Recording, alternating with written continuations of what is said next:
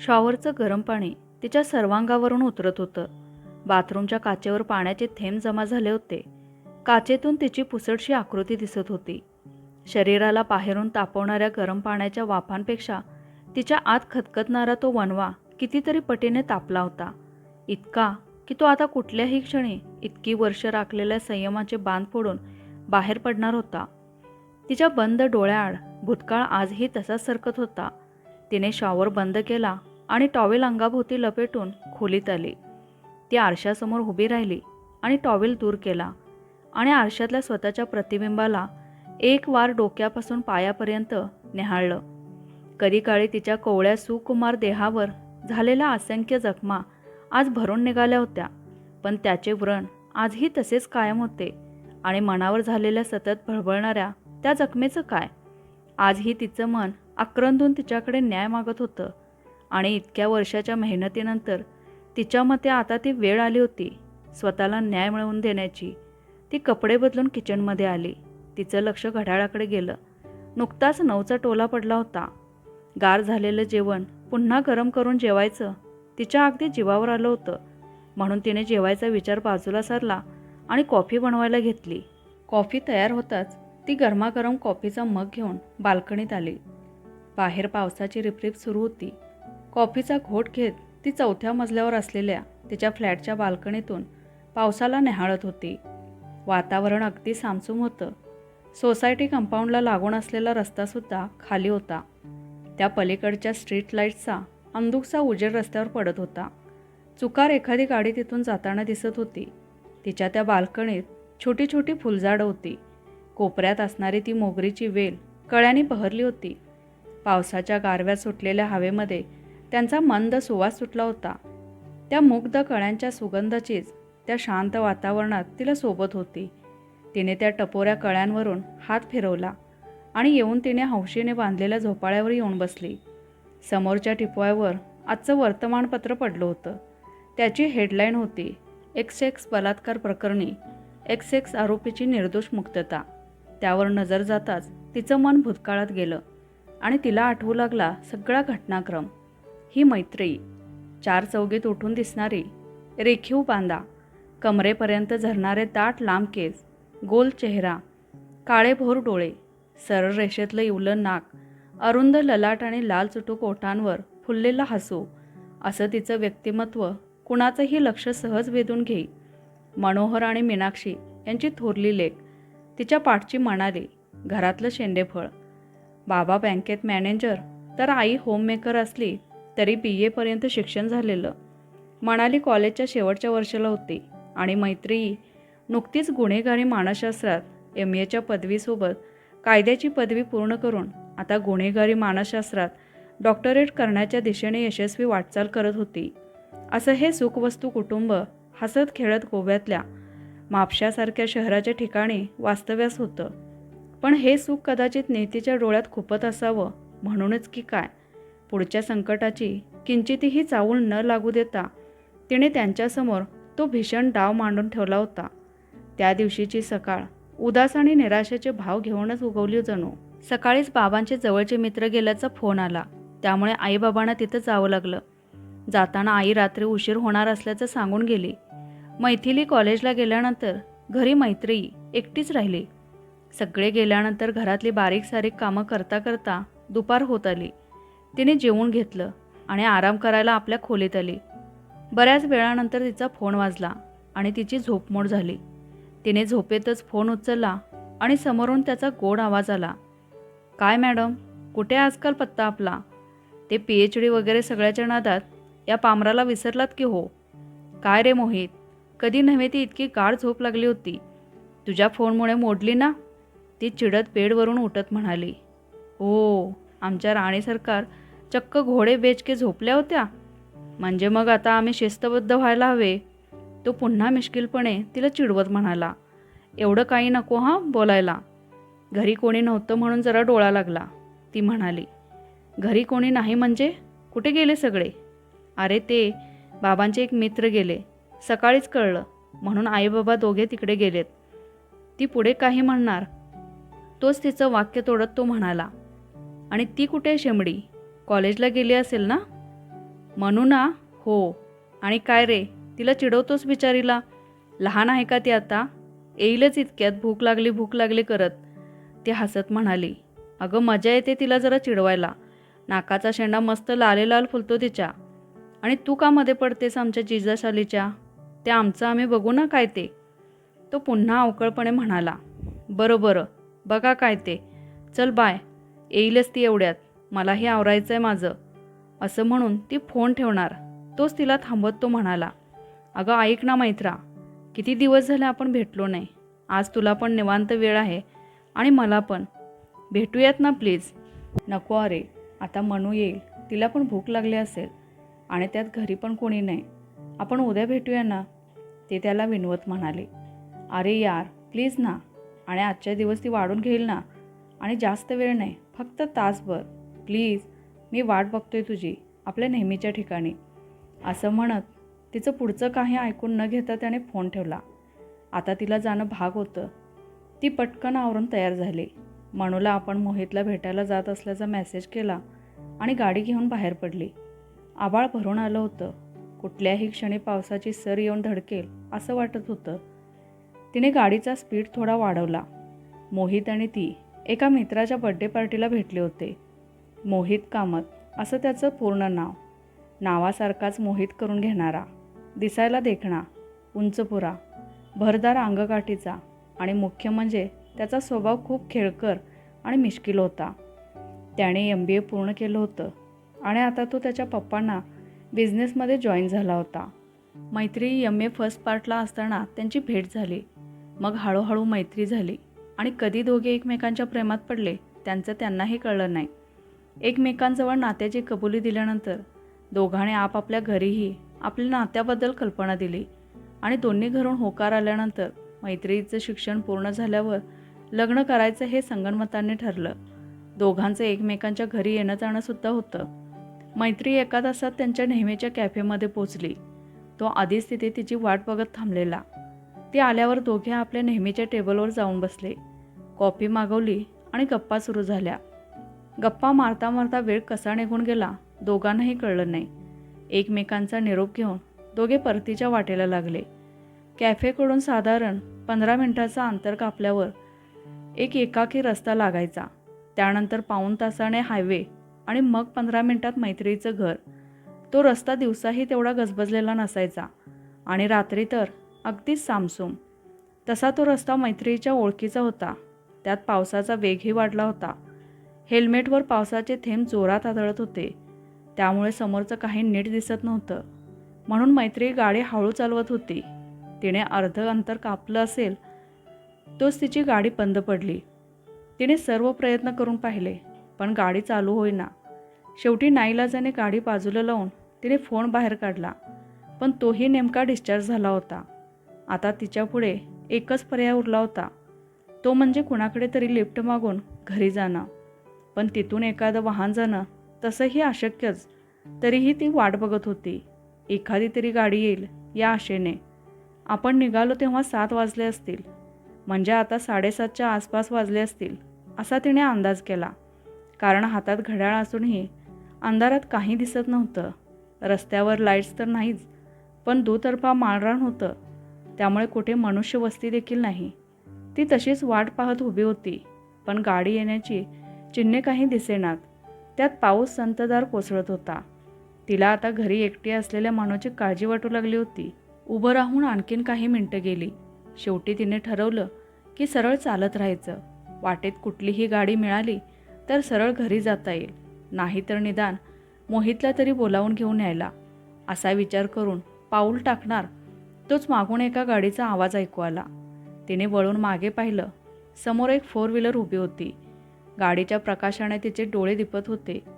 ती पुढे जाऊन मदत मागणार इतक्यात गाडीतील व्यक्ती खाली उतरली. तो पुरुष होता. भर पावसात भिजतच तो मैत्रीच्या दिशेने येत होता. तो तिच्या समोर येऊन उद्गारला, कशी आहेस मैत्रा? आवाज ओळखीचा वाटला पण नेमकं आठवत नव्हतं कोण. ती विचार करत असताना वीज कडाडली आणि त्या प्रकाशात तिला त्याचा चेहरा स्पष्ट दिसला. ती काही बोलणार तेवढ्यात त्याने तिचा हात पकडला. रॉकी, तू अजून सुधारला नाहीस? हात सोड माझा, आणि तू तुझ्या वाटेने जा आणि मला माझ्या वाटेने जाऊ दे, असं म्हणत ती आपला हात सोडवण्याचा प्रयत्न करत होती. पण त्याची पकड मजबूत होती. अरे वा, बरोबर ओळखलंस तू. तोच मी, रितेश उर्फ रॉकी, रंगनाथ शिरसाटांचा मुलगा. माझे बाबा यशस्वी बिझनेसमॅन, घरी 7 पिढ्यांचं वैभव, आणि त्यात माझ्यातही काही कमी नव्हती. मग का नाकारलंस मला? हो म्हणाली असतीस तर राणी बनवून ठेवलं असतं तुला. पण तू तू चपराक मारलीस माझ्या गालावर, तेही पूर्ण कॉलेजसमोर. ते मी कसं विसरणार होतो? तुझ्या 4 बोटांचा ओरखडा अजूनही माझ्या गालावर ताजा आहे. आज चांगली सापडलीस तावडीत. आज नाही सोडणार तुला. तो रागाने, थरथरत तोंडाने वर्षानुवर्षे धुमसत असलेली अपमानाची आग ओकत होता. रॉकी, झालं गेलं विसरून जा. सुधर आता. मी तुला नाकारण्याचं कारण तेव्हाही तेच होतं, तुझा परावलंबीपणा. तुझ्या स्वाभिमान नाही. तू तुझ्या वडिलांवर अवलंबून आहेस. तेव्हाही होतास आणि आजही आहेस. तीही त्याच निकाराने बोलली. तिच्या उत्तराने त्याच्यातला सैतान अजून चवताळून उठला आणि तिच्या हातावरची त्याची पकड अजून घट्ट झाली आणि तो दात ओठ चावत बोलला, स्वाभिमान? थांब, तुला दाखवतो माझा स्वाभिमान, असं म्हणत त्याने तिला जवळ ओढलं. पण असं करताना त्याची पकड ढिली झाली आणि याचाच फायदा घेऊन तिने त्याला हिसका दिला आणि माळरानाच्या दिशेने धाव घेतली. पण एव्हाना उशीर झाला होता आणि हीच कदाचित तिच्या दुर्दैवाची नांदी होती. ती जीव मुठीत घेऊन वाट दिसेल त्या दिशेने धावत होती. पायाखाली येणाऱ्या काट्याकुट्यांची तिला पर्वा नव्हती. संतधार कोसळणाऱ्या पावसात ती कधीच चिंब भिजली होती. कुठेतरी कोणीतरी मत्तीला धावून येईल या आशेने ती भेदरलेल्या हरणीसारखी धावत होती. पण त्या वासनाधीन राक्षसी वृत्तीपुढे तिचा किती निभाव लागणार होता.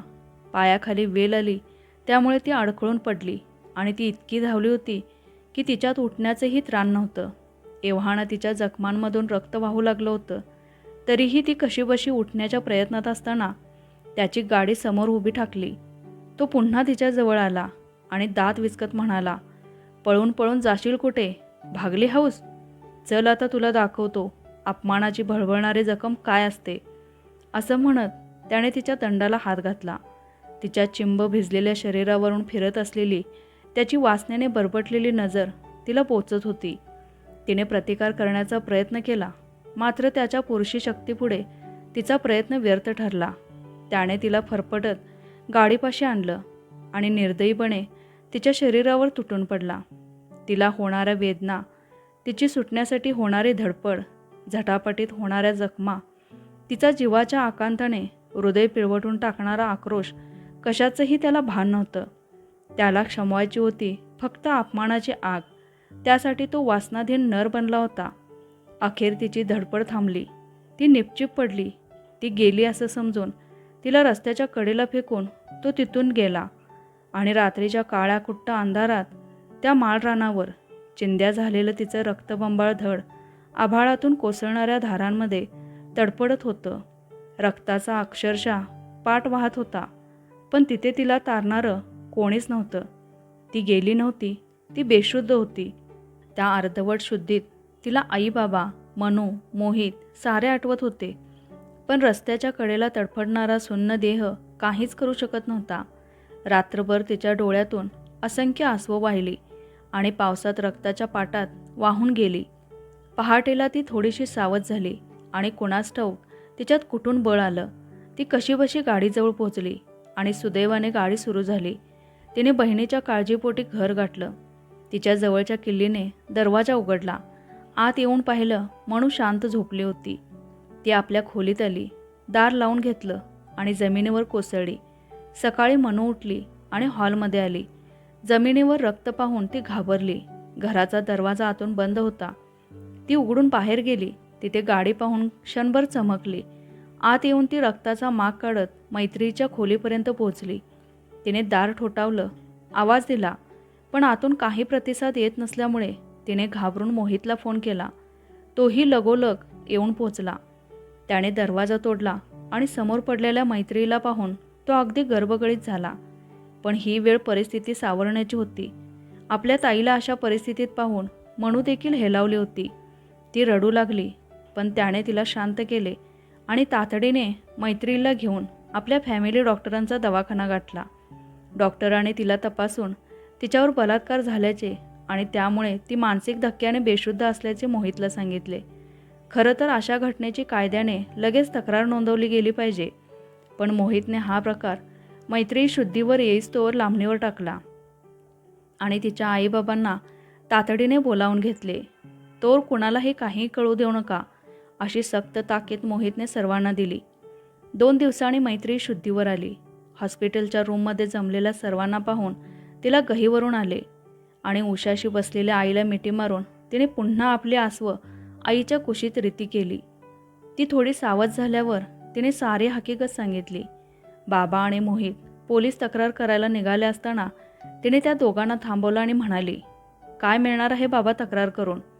लोकांच्या डोळ्यातली सहानुभूती, कॅन्डल मार्च आणि कोर्टाच्या वारंवारच्या तारखा आणि आपण गुन्हा केल्यासारखे विरोधी वकिलांचे उलटसुलट जखमेवर मीठ चोळणारे प्रश्न, समाजात होणारी बदनामी आणि शेवटी पुराव्यांअभावी त्या नराधमाची निर्दोष मुक्तता. हेच होणार असेल तर का करावी तक्रार? नको बाबा, तक्रार नको.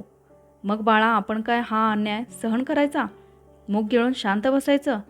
अशाने तो आणखीन शेपारेल.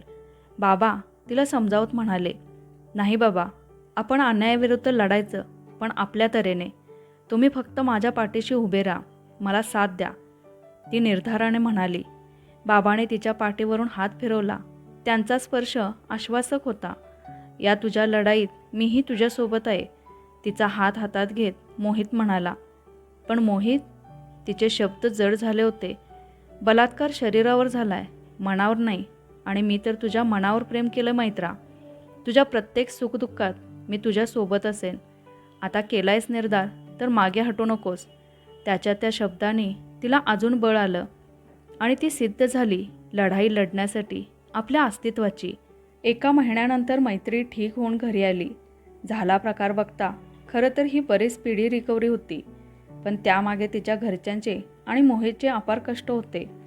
परंतु तिच्यासाठी आता त्या जागी थांबणं घातक ठरू शकलं असतं, कारण रॉकीच्या मते मैत्री गेली होती आणि आता त्याला जराही तिच्या जिवंत असण्याचा सुगावा लागला असता तर तो तिला अपाय करू शकत होता. त्यामुळे यावर एकच उपाय होता, तो म्हणजे मैत्रीने आयसोलेट होणं, आणि याची सगळी व्यवस्था मोहितने केली होती. गोव्यातच कोलव्याजवळच्या छोट्या शहरात मैत्रीला राहण्यासाठी एक फ्लॅट घेतला होता.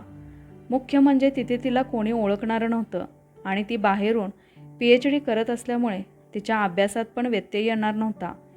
त्यानंतर सुमारे 5 वर्षांचा काळ लोटला. या काळात मैत्रिणीने पूर्णपणे स्वतःला अभ्यासात झोकून दिलं होतं. ती फोनद्वारे आपल्या कुटुंबाच्या आणि मोहितच्या संपर्कात होती. तशीच मोहित करवी रॉकीच्या पूर्ण माहितीचा ट्रॅक ती ठेवून होती. तिने त्याची केस पूर्ण स्टडी केली होती. 1 आठवड्यापूर्वीच तिची PhD आणि कायद्याचं पदव्युत्तर शिक्षण पूर्ण झालं होतं. आता वेळ आली होती न्याय मिळवण्याची. असा सगळा तो घटनाक्रम आठवला आणि ती काहीशा निश्चयानं उठली. आज तिचा कोलव्यातला शेवटचा दिवस होता. उद्या ती पुन्हा घरी परतणार होती.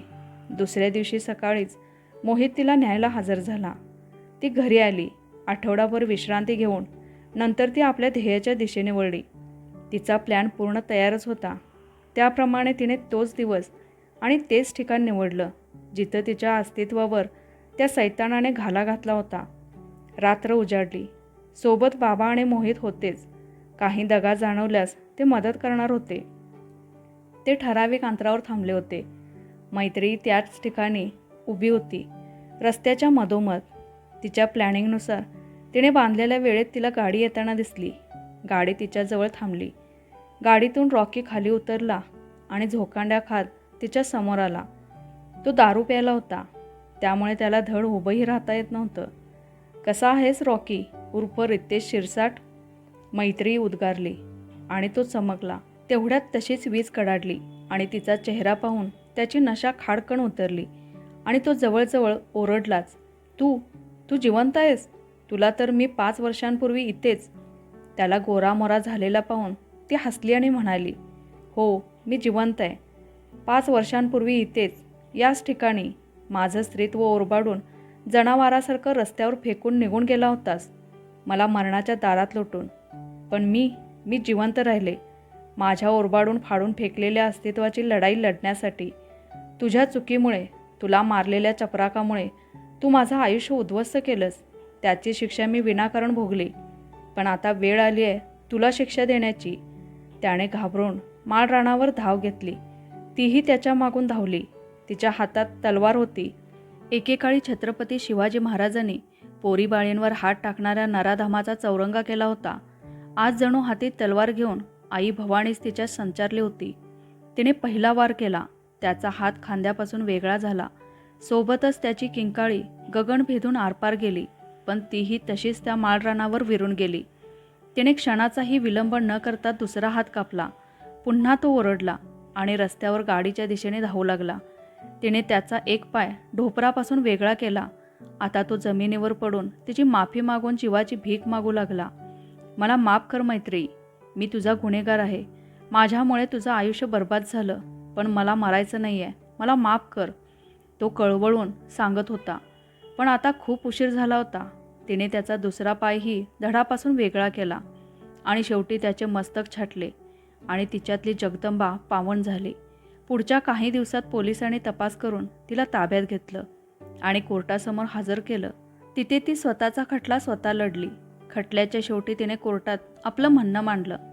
जज साहेब, माझ्यासारख्या साधारण स्त्रीला कायदा हातात घ्यावा लागतो, शस्त्र हाती घ्यावं लागतं, कारण आपला कायदा पांगळा आहे.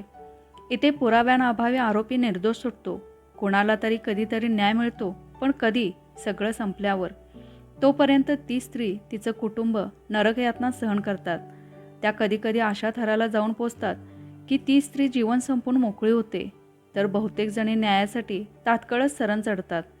हे सर्व तेव्हा बंद होईल जेव्हा न्यायदेवतेच्या डोळ्यावरची पट्टी जाऊन डोळसपणाचं शस्त्र हाती येईल आणि प्रत्येक गुन्ह्याला योग्य ती आणि योग्य वेळेत शिक्षा मिळेल. तेव्हाच जिंकेल नारी ही लढाई. नाहीतर ह्या सैतानांच्या संहारासाठी पुन्हा पुन्हा प्रत्येक नारीला जगदंबा व्हावं लागेल. अशा वक्तव्यानंतरही वकिली डावपेच साधून पुराव्यांअभावी निर्दोष सुटली.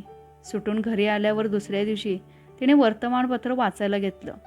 त्याची हेडलाईन होती, अस्तुरी जिंकली, लढाई अस्तित्वाची.